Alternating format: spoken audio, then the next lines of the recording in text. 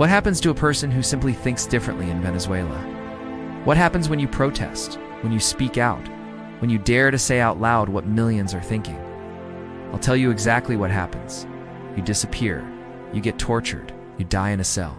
If you're lucky enough to survive, you flee, leaving everything behind, never to return. In the next few minutes, I'm going to show you real faces, real names, real cases of people whose only crime was refusing to submit to tyranny. And I'm going to expose the exact mechanism that Hugo Chavez and Nicolas Maduro built to silence an entire nation. Stay until the end, because what you'll discover will change how you see socialism forever.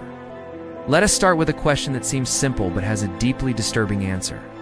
How do you silence 12 million people who disagree with you? How do you maintain power when the majority of your population wants you gone? You don't do it all at once. That would cause a revolution. You do it slowly, methodically, strategically, one person at a time. You arrest the most visible dissidents first. You make brutal examples of the bravest. You let fear do the rest of the work for you. This is precisely the strategy that Hugo Chavez began implementing in 1999 and that Nicolas Maduro perfected into a systematic art form of repression. And here's what's crucial to understand. They didn't invent this system.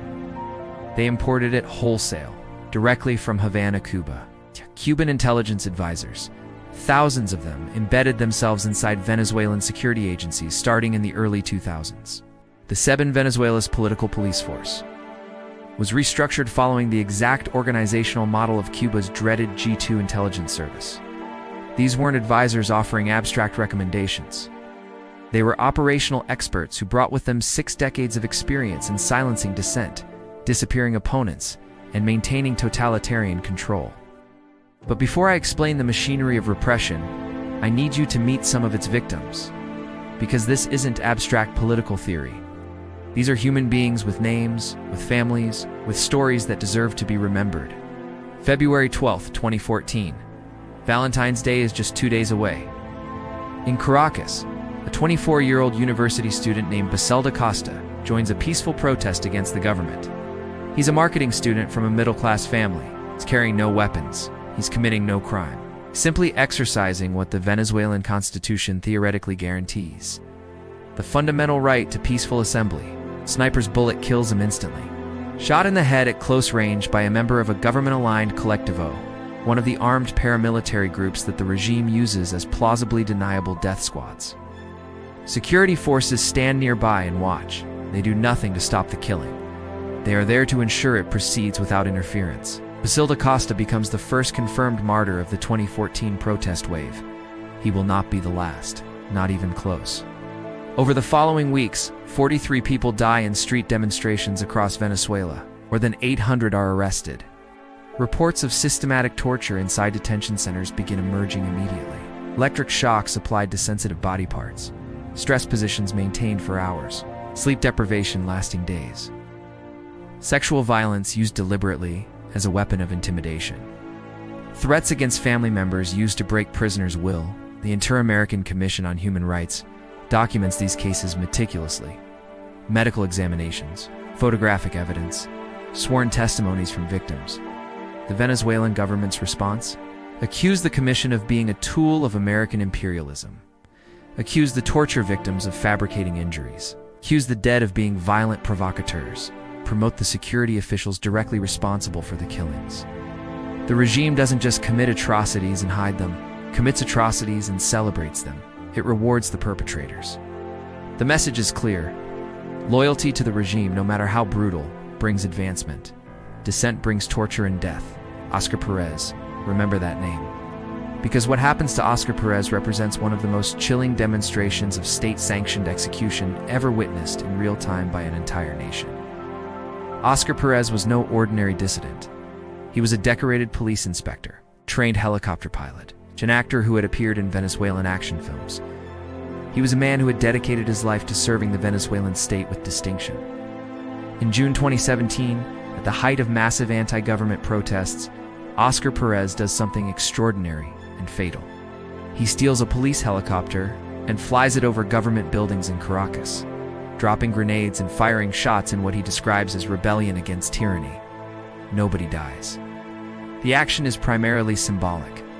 a spectacular cry of defiance from inside the system itself. For the next 7 months, Perez goes underground, releasing videos from hiding. His face is always visible, his voice is steady. He calls on Venezuelans and the military to rise up against dictatorship. He becomes a symbol of resistance.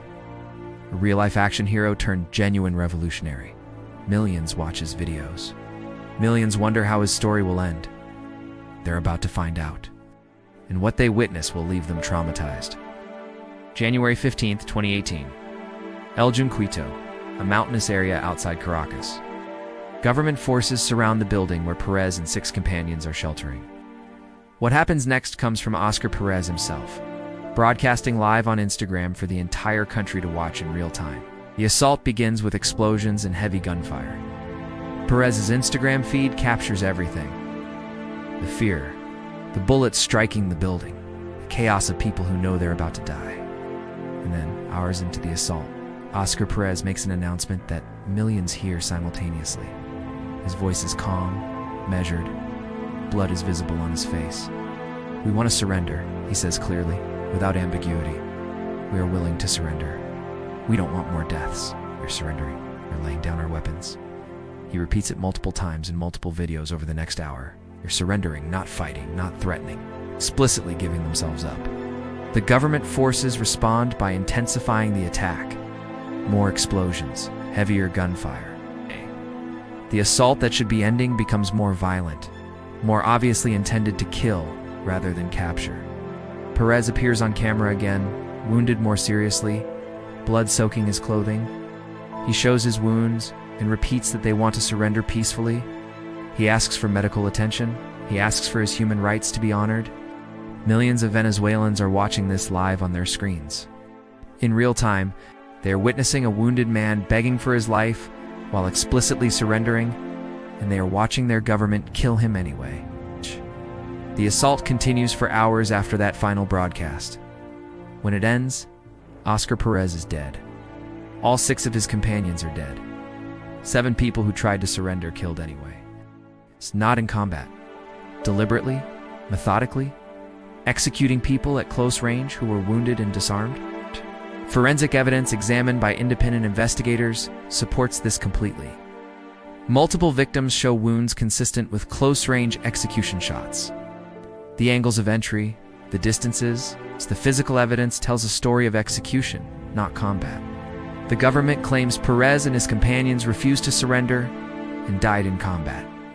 They produce no body camera footage. No independent witnesses are permitted access. The scene is controlled and sanitized before investigators can examine it. But the government makes one critical error. They cannot erase Oscar Perez's Instagram livestream. They cannot unbroadcast what millions watched. Oscar Perez's final broadcast, his explicit surrender requests while wounded, his plea for his life exists permanently in the digital record.